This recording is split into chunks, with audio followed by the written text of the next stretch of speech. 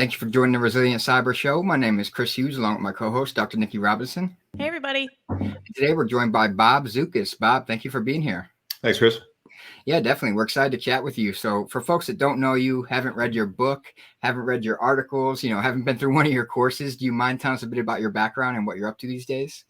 Yeah, great to be here with Nikki and you, Chris. 30 years as a partner at PricewaterhouseCoopers, lived and worked all over the world, China to Saudi Arabia to a decade in Japan to the UK as well. Led our IT strategy and ops practice when I retired several years ago. And since then, I've been building, working with leaders like you and Nikki to build the practice and profession of digital and cybersecurity risk oversight in corporate boards around the world. I'm an adjunct professor at the USC Marshall School of Business and a rabid Kansas City Chiefs fan. So I was happy with our draft results last night.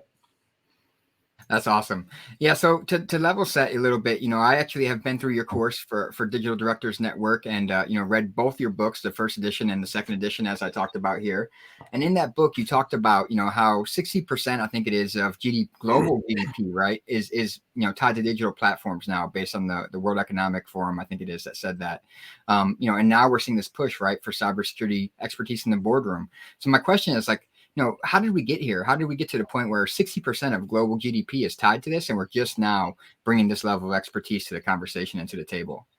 Yeah, I'd say it's a symptom of we're better at innovating with these technologies and kind of shaping and creating a world that meets the demands and needs and wants of 8 billion people than we are at understanding the risks of that world that we've created. So, and boards tend to lag significantly what's happening in the marketplace, and the pace of innovation has been so fast here that the governance and controlling the risks haven't kept up. And so we see situations like SolarWinds where the attack strategy isn't to attack SolarWinds. The attack strategy is to attack a weak point in the system and have the biggest threat surface, biggest impact surface as possible. So the attackers and the hackers have figured that out, but we haven't figured out how to defend ourselves yet.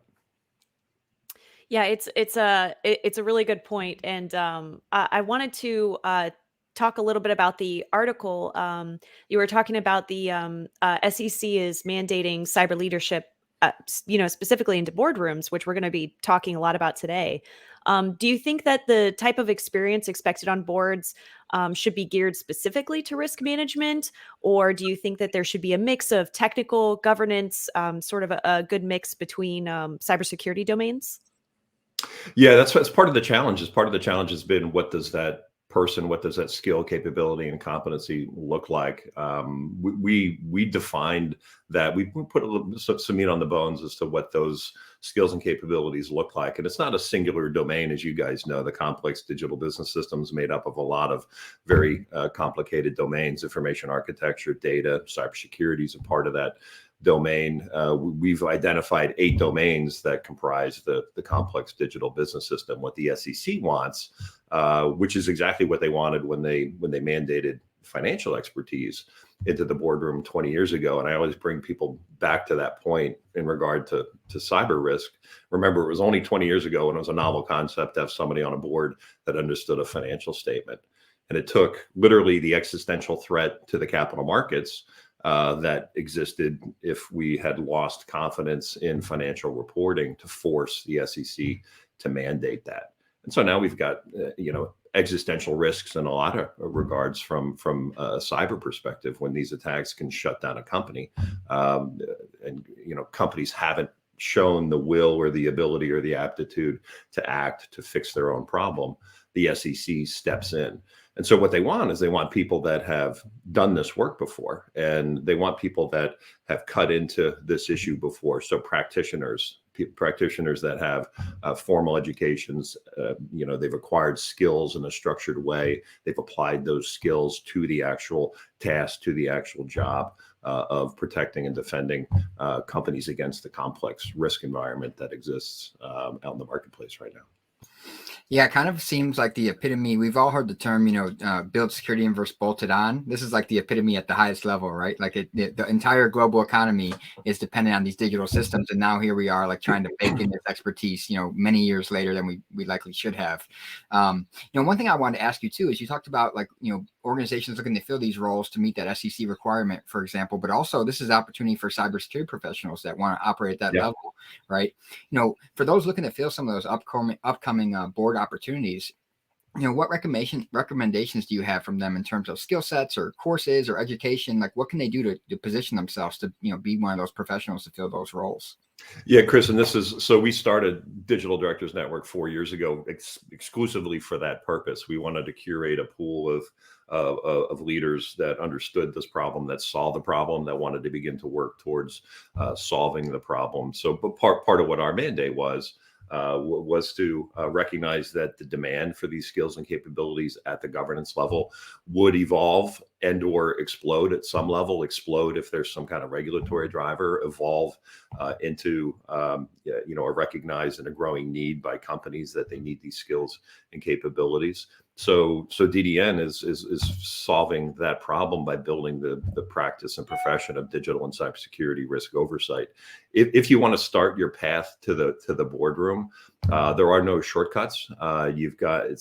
It's a sweat equity exercise. You've got to get networked. You've got to build your board brand. You've got to get networked into the board community. And it's kind of a funky community. It's a lot of shadow communities that work through word of mouth and the strength of the relationships that you have. But it's no different than any executive. And, when they've wanted to pursue something throughout their careers, there are no shortcuts. There are no websites that list hundreds upon thousands of corporate board seats that are the corporate boards that have fiduciary responsibilities that you would want to be a part of. So you just got to get engaged. You got to get developed. You have to start to invest in yourself, understand what corporate governance is, and start to network with the right points of contact and influence out in the marketplace. Yeah, I love that. Real quick on that. No, I love that parallels to just the broader, operating within the career field, how important networking is, relationships, things like that. And then as far as the DDN course goes, I can attest that I took it last year because it was an area I was interested in.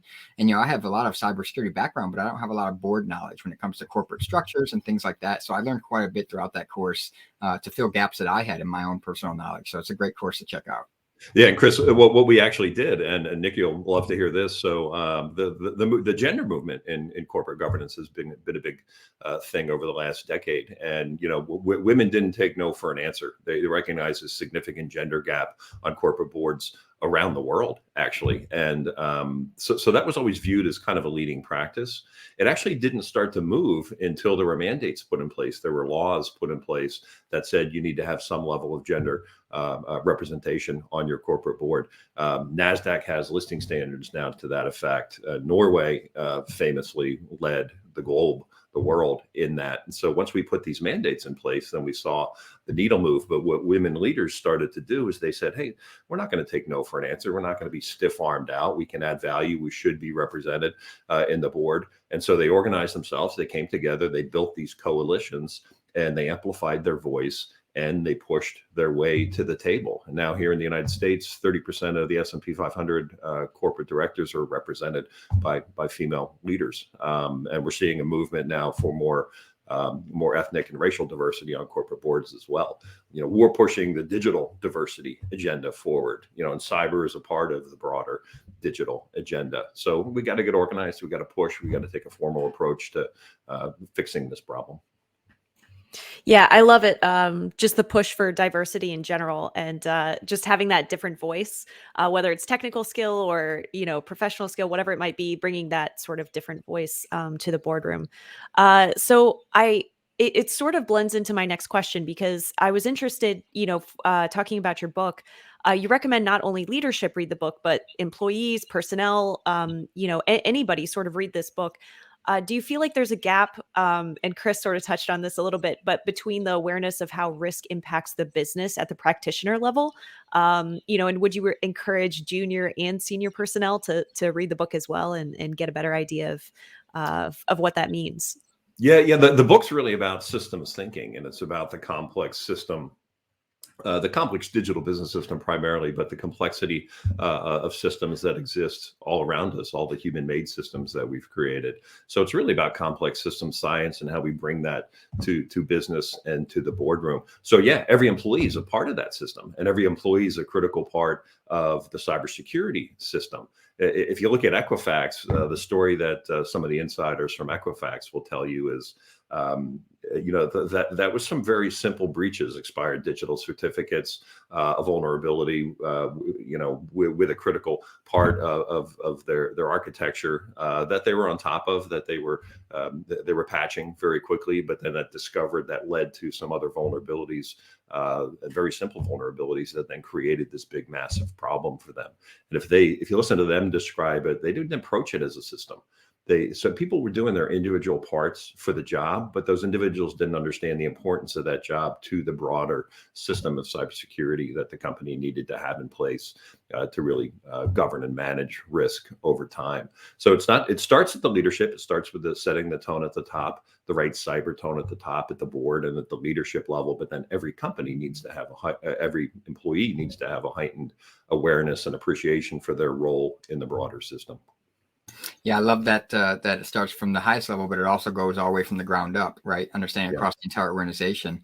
And I wanted to flip things around a little bit. I asked you, for cybersecurity professionals looking to get into these positions, I asked you for recommendations. If I'm a board or a publicly traded company or an organization that's looking at this requirement and I now need to meet it, one, how do I understand, you talked about this in the course and the book, if I'm not mistaken, the digital savviness that brings value to the boardroom for one, and also where do I begin? How do I start to look for a cybersecurity professional that's a good fit for my organization, my industry? Where do organizations start on that search? Yeah, well, the easy answer to that, the layup that you're giving me is, come to us and we'll introduce you to the 700 plus members of Digital Directors Network who have already raised their hands and have always said, I want to be a part of this solution. That's part of what we wanted to bring to the table. We wanted to curate the supply, recognizing that the demand would be there at some point in the future, and then provide that supply into that demand. And they've got to take an approach. The way the boards and the nom and gov committees go about finding board candidates, it's a lot of who do we know that has this skill, this capability, this aptitude. They can go out into the formal search world. There are firms that do a very good job from a executive search perspective, but they want a broad candidate pool. Those search firms typically don't have a candidate pool in this skill and this capability in this domain. So it becomes one of who do we know? Who do the other directors know? So that goes back to you and your efforts to network and to leverage into the board community to make sure you're known. And we wanted to facilitate that. We wanted to be the market maker to bring tech executives, tech leadership to the boardroom and to the demand side of this problem. So the demand side also needs to take a different approach to finding skilled, capable, caliber, high quality, high caliber director candidates for this need. And think about what the need's going to be. There's 5,000 listed companies here just in North America. So if you look at we need a cyber expert, we need to check the box underneath the new proposed SEC rules. Who's our cyber expert? Nobody's going to want to sign up to being the cyber expert if you haven't actually cut into this body before, right? I always tell people, if I were to sit on a hospital board, that doesn't make me a doctor. I haven't cut into a patient. I'm not a medical doctor, right? They want people that have cut into this issue before, folks like you, Chris, Nikki, like you with your double doctorate that understand this at depth, right? They want people that have lived this before. So they got to, take a different approach to finding those candidates. Yeah, I think that's a really great point to bring up, that the skills are, they need to be varied, right? It can be a mix of technical skills and communication, understanding the business. It sort of needs to be, span different areas. I wanted to take it back. We were having the conversation about SolarWinds in Equifax, and this idea of that, risk is really bigger than one vulnerability or two vulnerabilities or a secure configuration by itself. But it really has a number of definitions for risk management. So I'm interested specifically in how you define risk management. And do you think that there's a need to define and identify risk a little bit better within organizations? Definitely, there's a need to identify systemic risk much more effectively than we are. And systemic risk is really the risk that exists between the parts of a complex system. The way we define risk is a very simple definition. Risk is just the variance to an expected outcome, right? And we build these systems, we build these digital environments to create value within businesses in some way, shape, or form. So let's build an e-commerce platform. Let's reach new markets through online, mechanisms. Let's improve employee productivity with new communications and collaboration tools. Let's improve customer convenience, customer choice through these type of digital technologies. So if we reduce the risk to that system achieving its outcome, we've improved the value of that outcome. So it's really just variance to an expected outcome, right? So we've built these systems to create business value in some way, shape, or form, and the whole cybersecurity effort is just reducing risk of the system achieving what we designed and built it to do. So from a risk management perspective, we need to get much better at identifying systemic risks to that system. We're not changing ERM with this stuff. We're just changing the way that people think through risk and think through systemic risk. Yeah, I actually wanted to ask you a question about the systemic risk. You talk about this a good deal in the book. Is, we live in this really highly complex, interconnected, dynamic environment where we have massive supply chains. All these organizations are interconnected, business partners, suppliers, consumers, et cetera. How do organizations start to think about systems of systems, and systemic risk, rather than like in the context of a single, a system or a machine, right? For example, or a server, but like broad, systems of systems, systemic risk in this modern economy we're in. Yeah, and systemic risk isn't new. I mean, if you go back to the infamous example that everybody can kind of relate to easily, it's the space shuttle Challenger, right? The small O-ring that failed and created caused the whole system to explode, basically. So that's systemic risk, right? So systemic risk isn't new. What's new is the levels of systemic risk. We've created these massively complex systems that are so interconnected and intertwined now, and we haven't stopped to think about the risk. And so what happens is when the system starts to fail and we don't understand risk within the system, there's two tools you have in your toolkit. You can either ignore the risk and let's just see what happens and take our chances, or you can shut down the system. Those are the only tools that leaders have when they don't understand systemic risk and the system starts to spiral out of control. Colonial Pipeline, so they have a ransomware attack. Within an hour and a half, they shut down a pipeline. They shut down their operating pipeline because they didn't understand how risk was going to jump from the information system to the operating system. And so the CEO went to he got in front of the Wall Street Journal and he said, we didn't understand our risk environment, so we shut it down. We shut the system down, which effectively for the ransomware attackers did the work for them, right? They didn't have to build some type of attack that shut them down. They just had to scare them into shutting themselves down, and they still got paid, right? So it's a very powerful tactic from an attacker's mindset perspective, and we saw that with Bridgestone and Toyota as well. They shut their factories down a couple of weeks ago because they had an information security breach and they didn't understand the risk environment and how that risk was going to jump over into their operating environment. That's systemic risk, right? We've created this very complex world. And it's necessarily complex because we have 8 billion people on the planet, but we haven't figured out how to control or understand those risks yet. Yeah, cybersecurity aside, I just want to say, I think it's really fascinating and terrifying to see how one incident can have a ripple cascading effect across society. It's really terrifying. Chris, one point to that. So and systemic risk is different than cyber risk. So cyber risk is the active threats to the system. Systemic risk is the inherent risk that exists in all complex systems, right? So there's a level of inherent risk that comes with complexity. And the attackers have figured out that let's turn the system against itself and have it do our work for us. And, now we need to get better at protecting and understanding that system. Yeah, I think we're definitely increasingly realizing that for sure. One quick question before I throw it over to you, Nikki, as well, if I could. It's great that we're seeing this push, from the SEC to require this kind of expertise in the boardroom. But part of me, and I hate to think like this, but part of me wonders, how do we ensure it that organizations are actually empowering these individuals to carry out those roles and responsibilities versus just kind of doing it as a check the box activity, and to say, oh, well, we had cyber in the boardroom, we were good, we met the requirement. Any thoughts around how organizations actually position these individuals to be effective and empower them, to come in and really make an impact? Yeah, well, it starts with, having real levels of cyber expertise in the board. What we saw happen with 20 years ago, this is the 20th anniversary of Sarbanes-Oxley this year, right? So what happened when there was financial expertise introduced into the boardroom totally changed the accountability of the management teams to this new essential regulator at the governance level, at the corporate board level, once there was somebody that understood these issues. And it was, frankly, it was the Full Employment Act for the big four accounting firms. My firm, we literally drove billions of dollars of services, software, uh, uh, other help to companies, because it formalized and it changed how they approach financial reporting, financial controls, enterprise risk. The COSO framework, PwC took a lead role in writing the COSO framework and supporting the COSO organization, that whole enterprise risk management framework. So once we get the real people in the room that understand this at depth, it's going to change the industry. It's going to change the cyber industry and the technology industry once it moves beyond cyber and we start to understand data, information architecture, emerging technologies,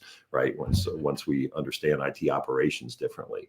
So the technology industry should be behind this, full bore, right? They should want people like you on corporate boards, and they should be advocating and advancing this governance capability. They not all of them, but most of them haven't woken up to that. Most of the tech industry still doesn't appreciate the strategic value of transforming and reforming corporate governance. Some do. There's a small group of leaders that we work with that understand this issue, but the vast majority of the major tech firms still don't get it. Yeah, it sounds like it's a work in progress. Yeah. We'll get there someday. But yeah, I actually had a question before I take you to our last question. And saw Henry in the chat mention this as well. The understanding sort of the human element, the human component of this. This has really come out a lot more in cybersecurity and in the tech industry too, talking about how do the people fit into the people, process, and technology. So, what are your thoughts on that about improving sort of this visibility or understanding of how humans, affect the systems or utilize the systems within these, really complex organizations? Yeah, well, it's perfect. Right? People are the ultimate systemic part of every complex digital business system. By definition, each part is unique, and their behaviors are unique with the hardware and the software that are also parts of the system. So when you look at things systemically, it's people, it's the hardware, it's the software, it's the data types, the data elements, it's the component parts of the complex digital business system. And people are such a vulnerability because every individual is a unique part of that system, and there are so many people that have to interact with the system, not just from an operational standpoint to build, design, and support the system, but every individual that has to interact with the system is also a point of vulnerability, which is why it's so successful for attackers to attack that individual as a point of vulnerability, because they're all unique by definition. So yeah, if you leave people behind, you've got a critical weakness from a systemic risk management perspective. So yeah, that's table stakes. Yeah, could not agree more. Well, before I take you to our last question, is there anything that you wanted to bring attention to our audience? Anything you got going on that you wanted to share? Yeah, I would just encourage the audience to get engaged and get involved on this issue. The demand with the proposed SEC rules will far exceed what we have as our small pool of supply right now. Your help is needed. This will be table stakes at the governance level. There are 5,000 public companies in North America. There are millions of private companies that also need this help. And we see a cascading from when the SEC regulates things into the private sector. So this is a leadership moment, and we need to step up to the leadership opportunity and be prepared and help these companies solve this problem. Yeah, I love it. Okay, so our last question, what does cyber resilience mean to you? Yeah, I'm gonna go Zen on you now. I'm gonna say, so I spent 10 years in Asia and 10 years in Tokyo, and resiliency. There's a stock and there's a flow to resiliency, and I'm share with you kind of an ancient Japanese proverb. The bamboo that bends is stronger than the oak that resists. Right, resiliency has a stock. We've got to be adaptive in the moment to risks, but we've also got to be fluid to the constantly changing risk environment. So my final thought is be like bamboo. Bend, but don't break. I love it. Bend, don't break. Yeah, I love it. Well, thank you so much, Bob, for joining us, and thank you for everyone that tuned in. We had about 50 folks listening live, which is really awesome. And everyone definitely check out the book. There were some questions about the book title. It's called The Great Reboot here. You can find it on Amazon as well as other places, I'm sure. And as I said, thank you so much for joining us, Bob. Thanks for having me, Chris. Great to talk, Nikki. Yeah, Take thank you care. very much. Have a good day, everybody. Cheers.